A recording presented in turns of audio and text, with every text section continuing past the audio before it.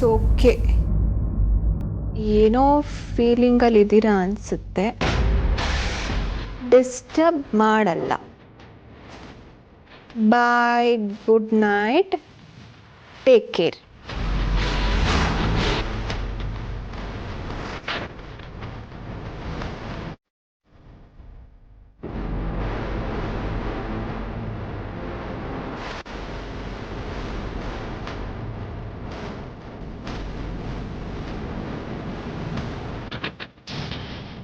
ಈಗ ರಿಪ್ಲೈ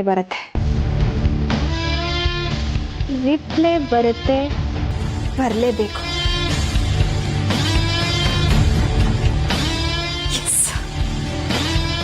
ಕಾಲ್ ಮಾಡಬಹುದಾ?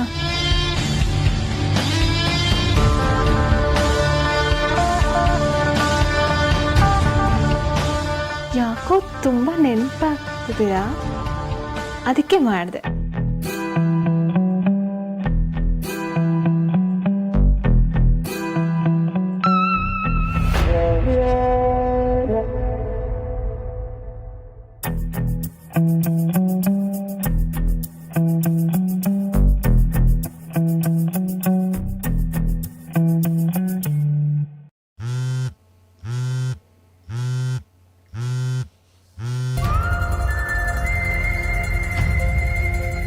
ಹಲೋ ಅಶೋಕ್, ಹೇಗಿದ್ದೀರಾ? ಮನೆಯಲ್ಲೆಲ್ಲರೂ ಹೇಗಿದ್ದಾರೆ? ನೀವು ಆಫೀಸಿಗೆ ತುಂಬ ದಿನದಿಂದ ಬರ್ತಾನೇ ಇಲ್ಲ. ಅವತ್ತು ಕೋಪದಲ್ಲಿ ನೀವು ಬೈದಾಗಿಂದ ನನಗೆ ಭಯ ಆಗೋಯ್ತು, ಅದಕ್ಕೆ ಸುಮ್ಮನೆ ಆಗಿಬಿಟ್ಟೆ. ಅದು ಅಲ್ಲದೆ ನೀವು ಟೆನ್ಷನಲ್ಲಿರ್ತೀರಾ, ನಿಮಗೆ ಡಿಸ್ಟರ್ಬ್ ಮಾಡಬಾರ್ದು ಅಂತ ನಾನು ಸುಮ್ಮನೆ ಇದ್ಬಿಟ್ಟೆ ಅಷ್ಟೆ. ಸಾರಿ. ಅಯ್ಯಯ್ಯೋ, ಅದಕ್ಕೆಲ್ಲ ಯಾಕೆ ಸಾರಿ ಕೇಳ್ತೀರಾ? ಇಟ್ಸ್ ಓಕೆ ಅಶೋಕ್, ನಂಗೆಲ್ಲ ಅರ್ಥ ಆಗತ್ತೆ. ಥ್ಯಾಂಕ್ಸ್. ಇಷ್ಟೊತ್ತಲ್ಲಿ ಕಾಲ್ ಮಾಡಿ ಡಿಸ್ಟರ್ಬ್ ಮಾಡ್ತಿರೋದಕ್ಕೆ really very sorry. Fine, bye, good night, take care.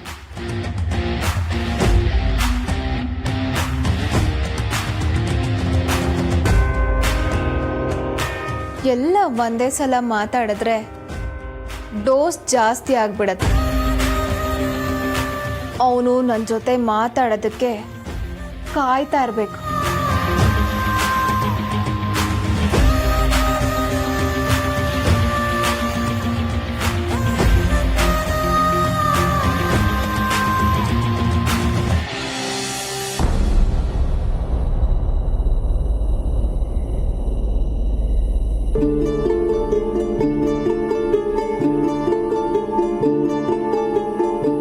Chiru, ನಾವು ಅನ್ಕೊಂಡ ಹಾಗೆ ಆಯ್ತು ಕಣೋ.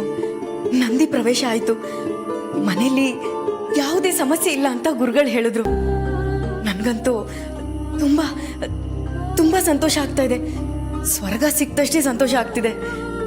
ಯಾಕೋ ಏನೋ ಗೊತ್ತಿಲ್ಲ, ಇವತ್ತಿನ ದಿನಾನ ನನ್ನ ಜೀವನದಲ್ಲಿ ಬರೆದಿಟ್ಕೋಬೇಕು ಅನ್ನೋಷ್ಟು ಸಂತೋಷ ಆಗ್ತಿದೆ. ನಿನ್ಗೋಸ್ಕರ ಪಟ್ಟೆ ಕಷ್ಟಗಳು ಯಾವುದು ವ್ಯರ್ಥ ಆಗ್ಲಿಲ್ಲ ಕಂದ.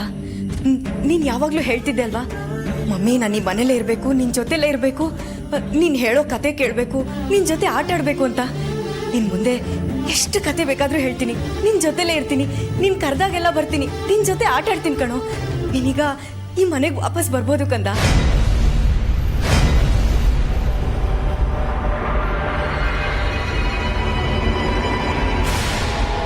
ನಾನು ನೀನು ಇರೋದನ್ನ ನೋಡಿ ಆ ದೇವ್ರೇ ಹೊಟ್ಟೆ ಕಿಚ್ಪಡ್ಬೇಕು. ನಾವಿಬ್ರು ಅಷ್ಟು ಚೆನ್ನಾಗಿರ್ತೀವಿ. ನನ್ನ ನಿನ್ನ ಮಧ್ಯೆ ಇನ್ಯಾರು ಬರಲ್ಲ. ಚಿರು, ಇನ್ಮೇಲೆ ನಿನ್ನನ್ನು ಯಾರು ಡಿಸ್ಟರ್ಬ್ ಮಾಡಲ್ಲ. ನಿನ್ನನ್ನು ಯಾರು ದುಷ್ಟಶಕ್ತಿ ಅಂತಾನೂ ಕರೆಯಲ್ಲ. ನಾವಿಬ್ರು ಇನ್ಮೇಲೆ ನೆಮ್ಮದಿಯಾಗಿರ್ಬೋದು.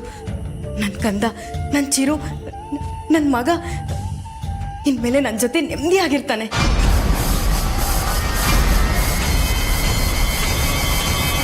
ಚಿರು, ಈ ಮಮ್ಮಿ ಮಾತಿನ ಮೇಲೆ ನಿನಗೆ ನಂಬಿಕೆನೇ ಇರಲಿಲ್ಲ ಅಲ್ವಾ?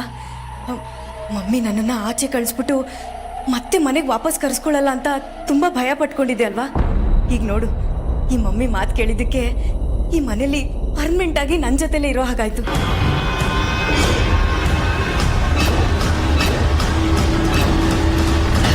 ಹೌದು ಕಣೋ, ಈ ಮಮ್ಮಿ ನಿನ್ನನ್ನು ಅವಳ ಪ್ರಾಣಕ್ಕಿಂತ ಹೆಚ್ಚಾಗಿ ಪ್ರೀತಿಸ್ತಾಳೆ.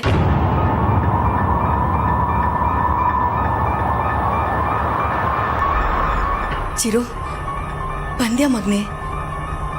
ನೀನ್ ಬರ್ತೀಯ ಅಂತ ಕಾಯ್ತಾ ಇದ್ದೀನಿ.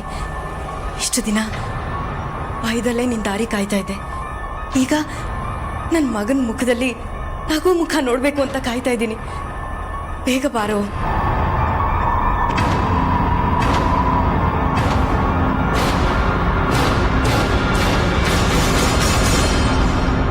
ಚಿರು, ನೀನ್ ಇನ್ನೂ ಬಂದಿಲ್ವಾ? ಎಷ್ಟೊತ್ತು ನಾನು ಮಾತಾಡೋದನ್ನ ಕೇಳಿಸ್ಕೊಂಡಿರ್ತೀಯ ಅನ್ಕೊಂಡೆ. ಈ ಅಮ್ಮ ಇಷ್ಟೊಂದು ಖುಷಿ ಪಡೋದನ್ನ ಸೈಲೆಂಟಾಗಿ ನಿಂತ್ಕೊಂಡು ನೋಡ್ತಿರ್ತೀಯ ಅನ್ಕೊಂಡೆ.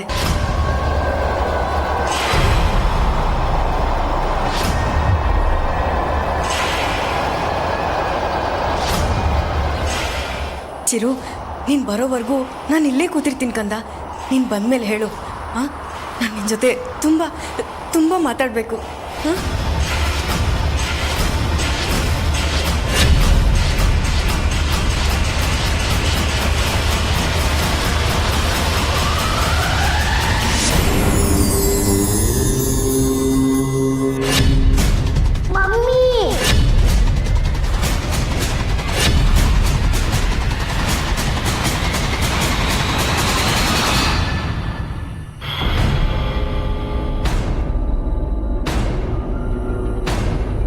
ಚಿರು ಇಷ್ಟೊತ್ತಾದರೂ ಬರಲೇ ಇಲ್ವಲ್ಲ? ಯಾಕೆ ಬಂದಿಲ್ಲ?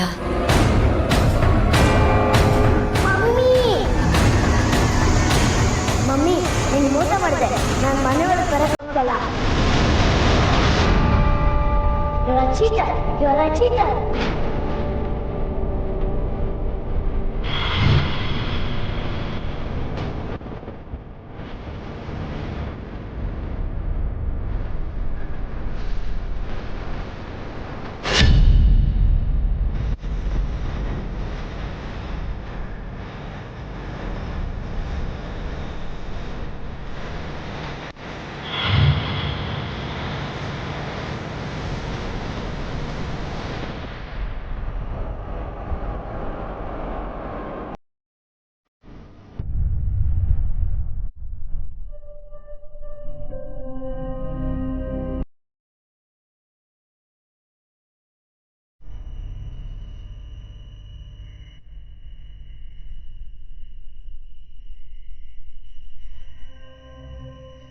ಮಮ್ಮಿ, ನಾನು ನಿನ್ನ ಜೊತೆ ಮಾತಾಡಲ್ಲ.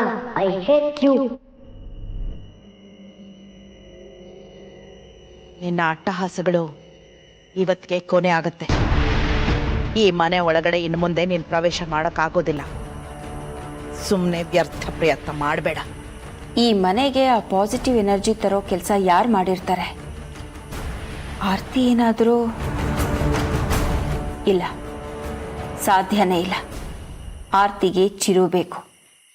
ಅವಳು ಈ ಕೆಲಸ ಮಾಡೋದಿಲ್ಲ. ನನ್ನ ಗಂಡ ಏನಾದರೂ ಈ ಕೆಲಸ... ಇವ್ರಿಗೆ ಇಷ್ಟೊಂದು ತಲೆ ಇದ್ದಿದ್ರೆ ಇಷ್ಟೊತ್ತಿಗಾಗಲೇ ಅವ್ರ ಅಣ್ಣನ ಕಡೆಯಿಂದ ಯಾವಾಗಲೂ ಆಸ್ತಿ ಬರ್ಸ್ಕೊಳ್ತಾ ಇದ್ರು. ಇಷ್ಟೊಂದು ಸರ್ಕಸ್ ಮಾಡೋ ಗೋಳು ನನಗೆ ಯಾಕೆ ಬರ್ತಾ ಇತ್ತು? ನನ್ನ ಕರ್ಮ. ಮತ್ಯಾರು? ಭವಾನಿ ಏನಾದರೂ? ಒಳಗೊಳಗೆ ಯಾರಿಗೂ ಗೊತ್ತಾಗದೇ ಇರೋ ಹಾಗೆ ಕೆಲಸಗಳನ್ನ ಮಾಡೋವಳು ಅಂದರೆ ಅವಳೊಬ್ಳೆ. ಆದರೂ ಇವಳಿಗೆ ಈ ನೆಗೆಟಿವ್ ಪಾಸಿಟಿವ್ ಎನರ್ಜಿ ಬಗ್ಗೆ ಅಷ್ಟೊಂದು ಗೊತ್ತಿಲ್ಲ. ಬರೀ ಮೇಕಪ್ಪು, ಶಾಪಿಂಗು ಅಷ್ಟೇ ಇವಳ ಪ್ರಪಂಚ. ಮತ್ತಾರು ಮಾಡಿರ್ತಾರೆ? ನನ್ನ ಮಗಳು ಮಾಡಿರ್ಬೋದಾ? ಅವಳಿಗಿದ್ರಲ್ಲೆಲ್ಲ ನಂಬಿಕೆ ಇಲ್ಲ. ಮಾತಂಗಿ ಏನಾದರೂ? ಅವಳಿಗೆ ಪಾತ್ರೆ ತಿಕ್ಕೋದ್ಬಿಟ್ರೆ ಚೆನ್ನಾಗಿ ಗುರಾಯಿಸೋದು ಒಂದೇ ಕಲ್ತಿರೋದು. ವಾಟ್ ಎವರ್, ಯಾರು ಮಾಡಿದ್ದಾರೆ ಅನ್ನೋದಕ್ಕಿಂತ ಅದನ್ನು ಪತ್ತೆ ಹಚ್ಚೋದಷ್ಟೇ ನನ್ನ ಗುರಿ. ಅದು ಧನಾತ್ಮಕ ಶಕ್ತಿ ಆಗಿರೋದ್ರಿಂದ ನಾವು ಧನಾತ್ಮಕ ಶಕ್ತಿಯಿಂದಲೇ ಅದನ್ನು ಹುಡುಕ್ಬೇಕು. ಒಂದು ಮಣ್ಣಿನ ದೀಪವನ್ನು ತೆಗೆದುಕೊಳ್ಳಿ, ಅದಕ್ಕೆ ಎಣ್ಣೆಯನ್ನು ಹಾಕಿ, ಬತ್ತಿಯನ್ನು ಮುಳುಗಿಸಿ, ಅದನ್ನು ಹಿಡಿದು ಮನೆಯ ಮೂಲೆ ಮೂಲೆಯಲ್ಲೂ ಓಡಾಡಿ. ಧನಾತ್ಮಕ ಶಕ್ತಿ ಸಮೀಪಿಸುತ್ತಿದ್ದಂತೆ ದೀಪ ತಾನಾಗಿಯೇ ಹೊತ್ತಿಕೊಳ್ಳುತ್ತದೆ.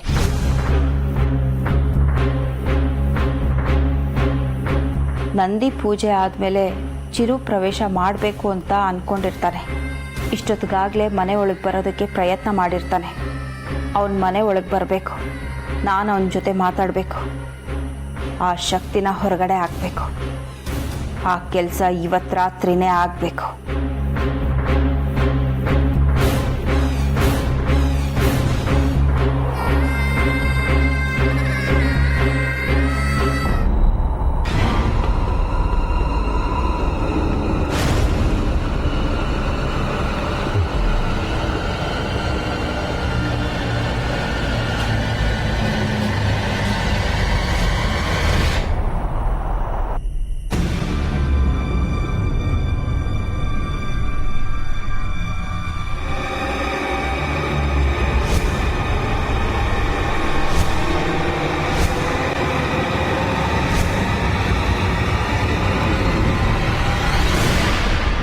ಇದಕ್ಕೆ ಬತ್ತಿ ಎಣ್ಣೆ ಬೇಕು. ದೇವ್ರ ಮನೇಲಿರುತ್ತೆ. ಎಸ್.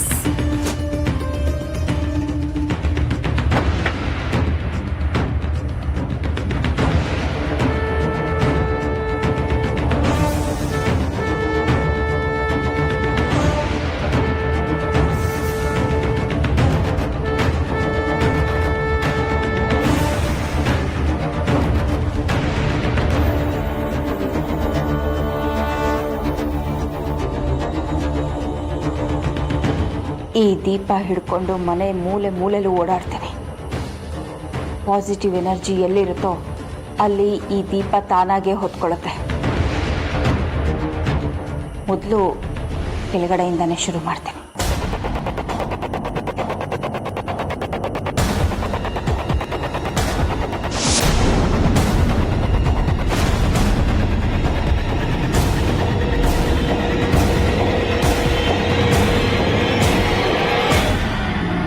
ನಿನ್ನ ಅಟ್ಟಹಾಸಕ್ಕೆ ಜಾಗ ಮಾಡಿಕೊಡ್ಲಿಲ್ಲ ಅಂತ ಈ ರೀತಿ ಕೋಪ ತೋರಿಸ್ತಾ ಇದ್ಯಾ? ಭೂಮಿ, ಆಕಾಶ, ಚಂದ್ರ, ಸೂರ್ಯ ಇದಕ್ಕೆ ಮಿತಿ ಇದೆ. ಇನ್ನ ನಿನಗ್ ಮಿತಿ ಇರಲ್ವಾ? ನಿನ್ನ ಸ್ಥಿಮಿತದಲ್ಲಿ ನೀನಿದ್ರೆ ಒಳ್ಳೇದು. ಇಲ್ಲ ಅಂದ್ರೆ ನಿನಗೆ ಉಳಿಗಾಲ ಇಲ್ಲ ಚಿರು.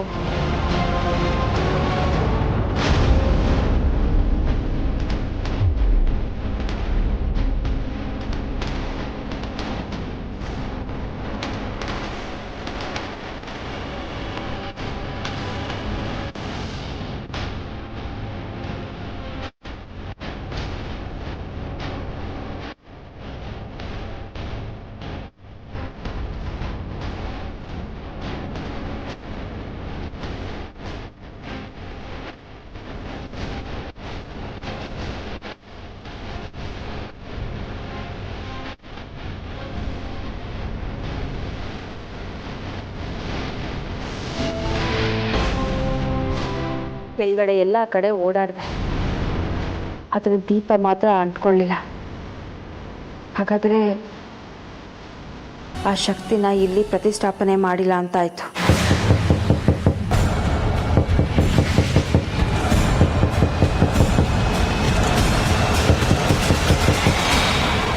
ಇಷ್ಟು ಹೊತ್ತಲ್ಲಿ ಯಾರು ಬಾಗಿಲು ತಡ್ತಾ ಇರೋದು? ಮನೆಯವ್ರಿಗೆ ಯಾರಿಗಾದ್ರೂ ಎಚ್ಚರ ಆಗೋದ್ರೆ?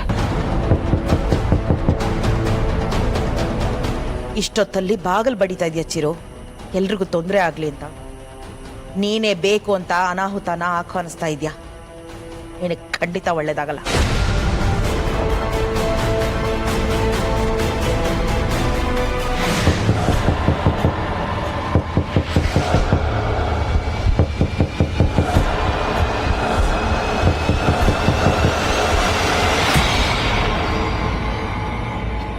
ಚಿರು ಇರ್ಬೋದಾ?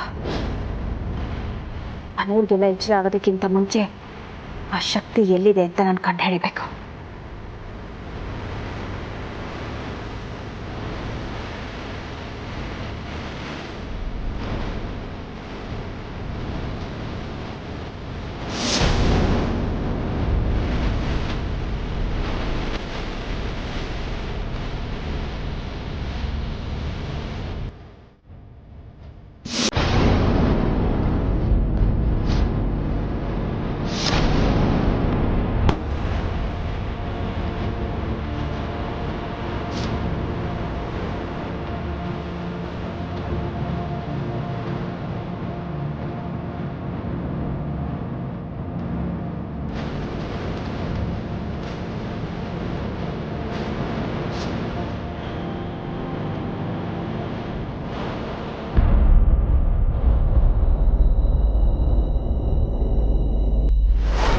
ಪಾಸಿಟಿವ್ ಎನರ್ಜಿ ಇಲ್ಲೇ ಇದ್ದಿದ್ರೆ ಗೋಡೆ ಅಡ್ಡ ಇದ್ರೂ ದೀಪ ಹೊತ್ಕೊಳ್ಳುತ್ತೆ ಅಂತ ಹೇಳಿದರು.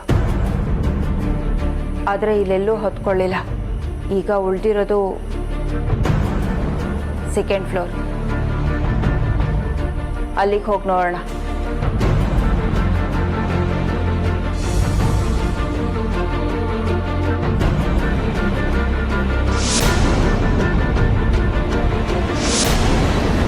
ಈ ಕಡೆ ಚೈತ್ರ ರೂಮ್, ಆ ಕಡೆ ಆರ್ತಿ ರೂಮ್ ಇದ್ರೆ ಈ ಹಾಲ್ ಅಥವಾ ಈ 2 ರೂಮ್ಗಳಲ್ಲೇ ಇರಬೇಕು.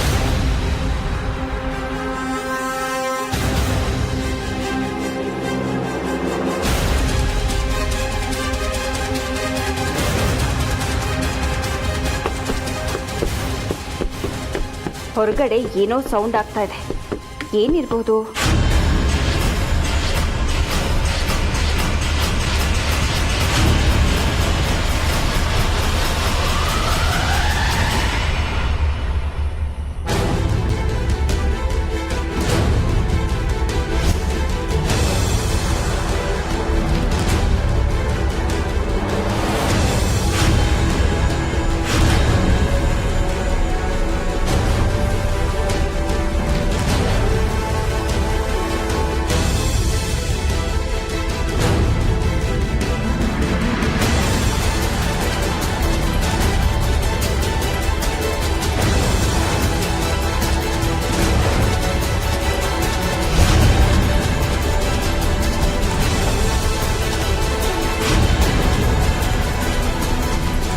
ಚಿರು ಬಂದಿದ್ದಾನೆ.